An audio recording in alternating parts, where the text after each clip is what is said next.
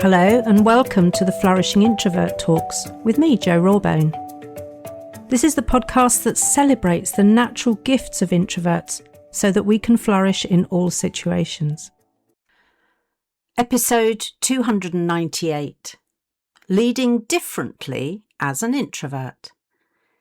If you thought being blinded by a crush was the preserve of teenagers and young adults, let me disavow you of that delusion right here. There is another more surprising slice of the population who consistently display a rather inappropriate crush. And I'm talking about the ones drinking the Kool-Aid, who are infatuated with the overconfident, loudly charismatic leader archetype.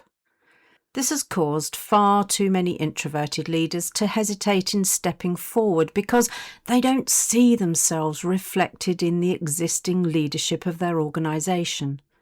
And the idea of having to compromise who they are and submit to the performative expectations is just too much. Workplaces are starved of thoughtful leadership, reflective decision-making and inclusive calm, all of which starts with the self. Since the 1980s, we've been conditioned to think that true leadership presents itself like a polished keynote. The end result is that far too much of the corporate culture we're part of is behaving just like a teenager with a crush, blinded to reality and falling for the confidence over substance time and time again. But here's the twist.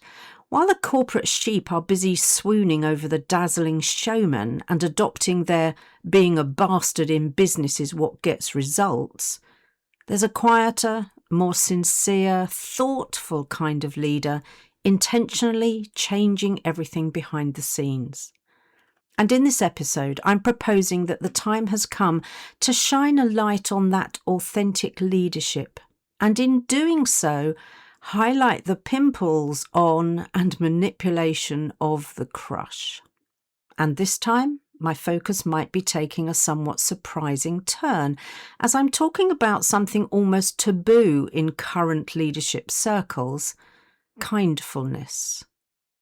We have so many examples right now of the bully boy type of leader who thinks it's okay, no, required to criticise or even humiliate people in public. What does this create?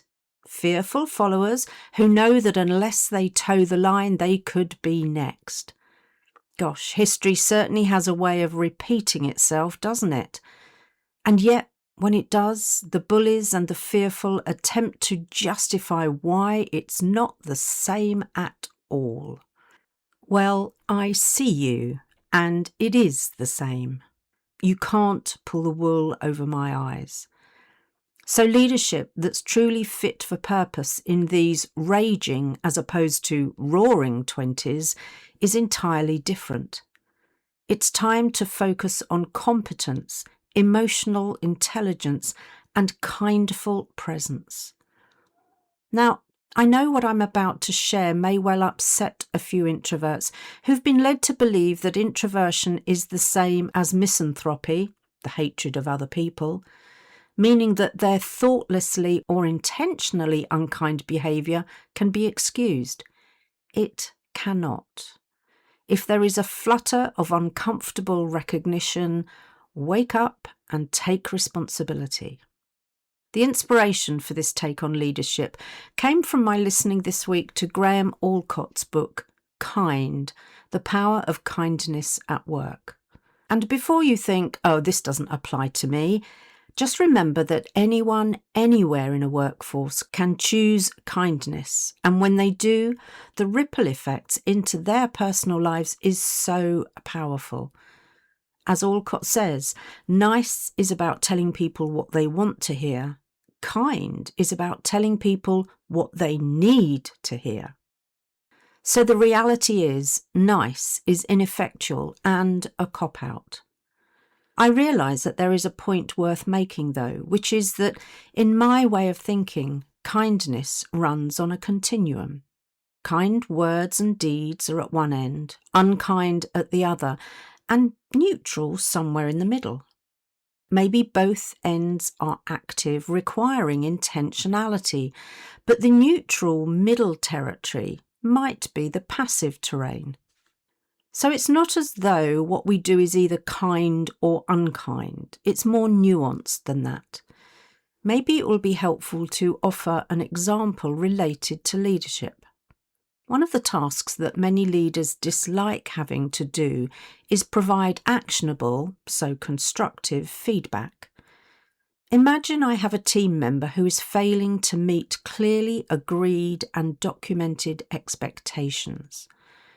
At the kind end of the spectrum, we sit together and I explain which expectations they are not meeting and ask them to explore what the problem is. I need to be honest, clear, have compassion and empathy, and treat them with respect. None of us really know what's going on in other people's lives. I'll need to bring my best listening skills and park any niggling judgment or bias. This builds trust, ownership with accountability, and learning. This is intentional kindness, which I'd like to propose becomes the norm in business and in families, come to that. So what would you put at the other end, the unkind end of the spectrum? Well, clearly there is the harsh, shaming type conversations. Notice how I struggle to bring myself to even call that feedback. But it's focused on honesty without care. The resultant fear is demoralising and damages engagement. Most of the 𝗵𝗆 community pride themselves in how they operate at this end of the spectrum. Can't take it? Man up. And there is also the cruel, disrespectful type of conversation where the intention is to exert power through mockery and humiliation. This clearly breaks psychological safety and serves to build resentment. Kindness is definitely the antidote to the bro negativity that I'm witnessing. But there's something else at the unkind end of the spectrum that might surprise you, I think. Ready? Also lurking at the other end, the unkind end, is trying to be nice so as not to upset someone.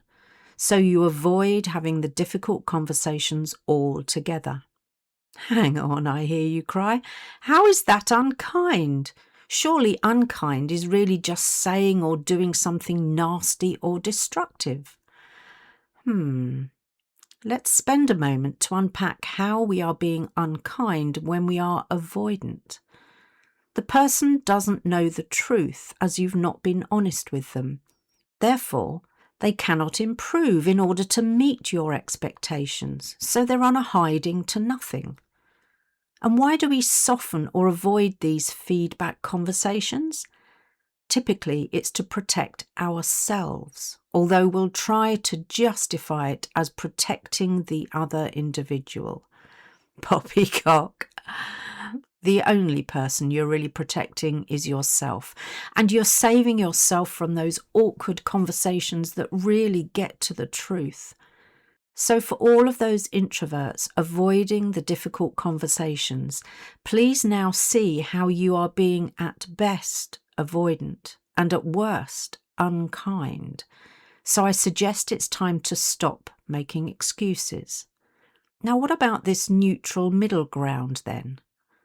When it comes to feedback, I think this includes being too busy to notice where expectations are going unmet. Again, it's probably from a position of self-protection because it's certainly not helping the other individual. So the kindness continuum seems to be heavily weighted with many things at the unkind end when it comes to feedback. That may mean that we have to work extra hard to say and do things with and for our team members that are genuinely kind. And why not do this exercise with your team and or family if you're ready to hear the truth and build psychological safety? I also think as a leader, this is a useful continuum to explore with other aspects of leadership. That's going to be so revealing and potentially healing, although not entirely comfortable. Personally, I'm aligning myself with those individuals strong and brave enough to be kind. And yes, it takes both of those qualities to be kind, and the benefits are compelling enough to make it worthwhile. They include things like better engagement, higher trust, better mental health, lower anxiety, and better productivity. Most of the organisations I work with would pay good money for those benefits, but will they be kindful enough to deserve them? I'll keep nudging and pointing introverted leaders in the direction of the Flourishing Introvert playbook, because as I shared in my weekly Reflections newsletter, kindfulness is going to have its own special place. You can sign up for these reflections at flourishingintroverts.com. So the simple question for every listener is, why would you choose to be anything but kind? The kind ones are the ones I'll be unashamedly having a crush on. They are my sassy, quietly rebellious ones who are committed to improving workplace culture in their own understated but effective way. And as Alcott says, kindness is badass, which makes it a wonderful example of positive rebellion in my book. So leading differently is much needed right now, and as introverts we're not only well placed to do just that, ironically people kind of expect it of us too. So now is a time to capitalise on our difference, to use our unfair advantage so we benefit ourselves and those whose lives we touch. Now, here's an invitation to be positively rebellious. I invite you to tag me in a post on LinkedIn about the impact of a kind word or deed, not in a glory hunting way, but as a way to continue the spread of the kindness movement. Use the hashtag #KindIntroverts and I'll support your post. Kindness really is the only way to go, don't you think? If you enjoyed this episode as much as I did, then please subscribe, rate us and leave a comment, because we know that helps other people find the podcast. And if other people find us, other introverts can flourish. You are listening to an Intentional Media Production podcast.